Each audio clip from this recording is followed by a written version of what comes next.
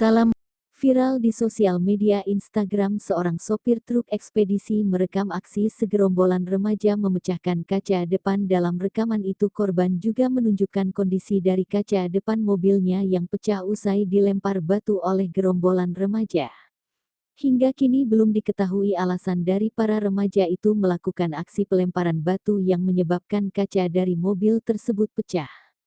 Kapolsek Sukarami Palembang Kompol Dwi Satya Aryan mengkonfirmasi pada Rabu tanggal 1 Maret tahun 2023.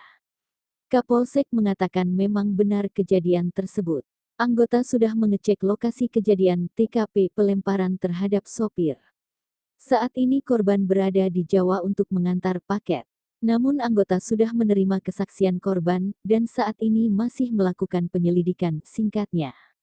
Atas kejadian itu, korban hendak menuju Jakarta usai berangkat dari Pekanbaru pun terpaksa menunda perjalanannya.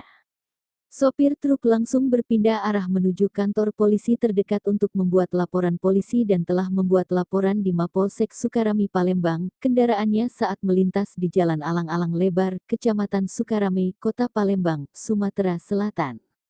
Dalam rekaman video berdurasi lebih dari 1 menit itu, perekam yang merupakan sopir dari truk itu meneriaki segerombolan remaja yang diduga memecahkan